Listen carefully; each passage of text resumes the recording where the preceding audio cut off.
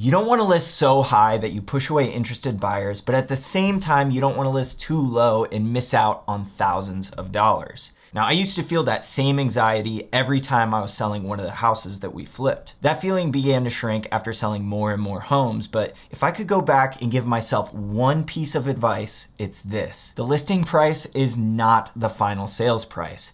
It's just an advertisement to get buyers in the door. To make sure you don't mess up that listing price, I'm gonna go over the 3 pricing strategies, when you should use them, and some really big mistakes that I've seen for each one. The first one that I see used way too often, it's called aspirational pricing, or listing just a little high. This should really only be used when you have a property that's unique and sits on the edge or in that category of luxury. It's I'd love to get this price, but let's leave a little wiggle room for negotiations. The main reason this works for higher end properties is because we already know that 90 to 99% of the population can't afford that house, even if they wanted to. So those top 10% homes are usually custom built. And with a custom built home, the owners may have some unique design choices. A good example of this is a house we just sold in Georgetown, Kentucky. The house was big and beautiful, but it had been on the market for almost a year.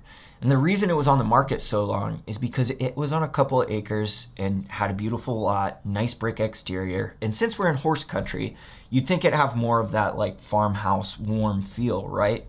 Well, when we walked inside, it was very cold. It had high gloss white porcelain tiles the entire first floor, agreeable gray walls, and the countertops and backsplash was this black stone with white veins in it.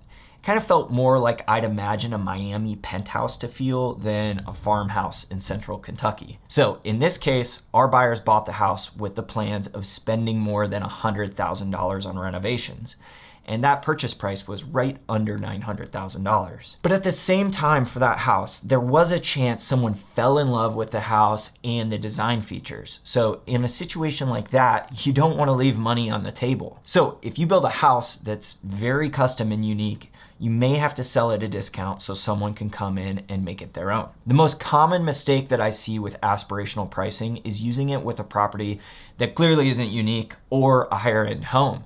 This happens a few different ways. The first is a dirty little secret in the real estate industry called buying the listing.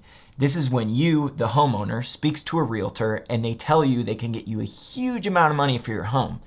But they're not pricing your home, they're pricing your ego.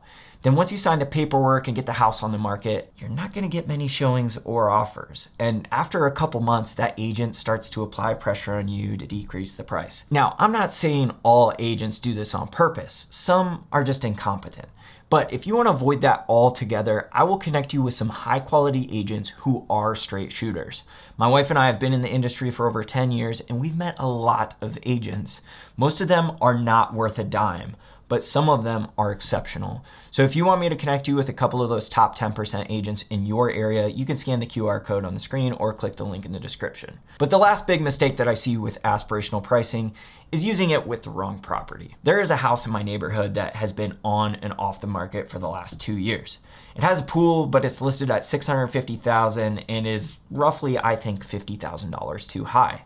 Now, in a large development like mine, where there's lots of comparable houses for that 450 to 650 price range, that is not the time to use aspirational pricing. Instead, I'd suggest using the next strategy, the perceived market value. Now, it's perceived because we don't necessarily know what the market value is until it's placed on the market and sold. So a house in a desirable cookie cutter neighborhood like mine, and by cookie cutter, I just mean similar size houses with similar finishes, the listing price can be extremely close to or even match that sales price in those cookie cutter neighborhoods. But all you really need to do is find comparable properties that have sold. So let's take my house, for example. It's 2,600 square feet, 4 bedrooms, 2.5 bath with an unfinished basement and an attached garage. It was built in 1997. Now, if you look at the houses that sold, you'd see that my house is slightly more updated. It has a newer big Trex deck and a 150 square foot sunroom that has wraparound windows and skylights. All that to say, my perceived market value is going to be at the higher range of what these comparable properties sold for. Maybe not as high as the one that was built in 2013, but you get the idea. Now, some mistakes with this pricing strategy. The first one is thinking it's just price per square foot. And this goes both ways. So I just told you, we have a sunroom with wraparound windows and a Trex deck. What you'll do with a house like this is you will give it a little credit because it's got improvements on it. You'll adjust the perceived market value up for my house since it's a little more improved than the others. Another good example of this is we sold a house a mile away from ours to a client just recently. His house had a full wraparound privacy fence, an in-ground pool, and a pretty nice newer shed in the backyard. And now it was kind of one that you would bring in on a trailer and just drop there. But when we got the appraisal back, I asked my client if I could see it. And the appraiser gave him $35,000 for an in-ground pool, a full wraparound privacy fence, and that shed in the backyard. Now, if you think about what that would cost to actually get installed and do all the work yourself, my guess is it would be at least $120,000. So just because you put $120,000 into your property, that does not necessarily increase the perceived market value of it by $120,000. Generally, what we see with pools is if it's brand new, you might get half of the actual cost of that pool back. If it's even older, like my client's was, I want to say it was at least 10 years old, maybe they gave him $20,000 for it. I don't really know because they lumped that shed, the fence, and the pool all into one and gave him a $35,000 adjustment for that. Now, the next thing is making an adjustment for functional obsolescence. Now, this might sound complicated, but I like to think of it as just something that's a little wonky. A good example of this is we sold a house in Richmond recently where it had this L-shaped pantry, but instead of having one door where you walk in and you've got shelves on both sides of the wall, it had two doors and you would have to open each door, but you could stick your arm all the way around through the other door. It was just really weird, so you kind of had a wall dividing it, but the shelves weren't divided by the wall. Hopefully that makes sense. It was just a little wonky, built in the 80s. So you might have to apply a little bit of a discount if you have something like that. Now, of course, I could really nail down my perceived market value and list at that price. But what if instead I found a number that was just a little less than what we thought it should be?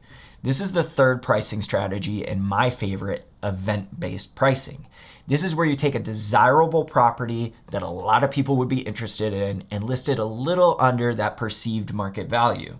That drives a lot of attention and hopefully offers to raise the sales price up a little bit and limit the number of days on market. So for example, I made a video about how you can sell your house without paying a realtor big commissions. And when I made that video, I actually sold one of our rental properties in North Carolina, but I listed it for sale for $100. And it was a huge mistake, but probably not for the reason you're thinking. The house we were selling was an Airbnb for a couple years, and then we switched it to a long-term rental for a couple more years. And as you can imagine, it had been heavily lived in. There were a few things that weren't ideal, like the washer and dryer were in the kitchen. The fridge had a really big ding in it. So even though we put $15,000 into the house to get it ready for the market, judging by the feedback, we probably could have dropped another $5,000 to $15,000 into it. Now, I never saw the property before we actually put it on the market because I live in Kentucky now, but it was an okay quality in an okay area. And most people who saw the house just didn't want it. And that's because buying a home is an emotional decision for most people. And I don't know about y'all, but I wouldn't want a washer and dryer in my kitchen. On top of the house being in mediocre condition, the market in Fayetteville, North Carolina is the slowest it's been since 2019. So here were the results of listing that house for sale for $100. I had 62 people reach out to me in the first 4 days. Most of them had horrible credit or thought we were actually going to sell it for $100. Now, I don't blame them. It was just a fun little experiment. But that resulted in 9 showings, and in the first weekend, we had 0 offers. Now, I ended up bumping the price up to a perceived market value, and we got a decent offer on the house within a week. The key takeaway from that story is if your house is in mediocre condition and the market isn't really strong, you should reconsider using the event-based pricing strategy. Now, if you're in a super great neighborhood or maybe not great neighborhood, but desirable neighborhood like I live in. We're right in an area with a really good elementary school. So houses in our neighborhood usually go really quick as long as they're in good condition and priced fairly. All that to say, if you're in a very desirable area and you're selling a good product, chances are the event-based pricing strategy will work for you. But if you don't meet that criteria, I wouldn't recommend using it. So we actually used a combination of aspirational pricing with event-based advertising to sell a very unique house in Richmond. And if you want to see how we did it, watch this video.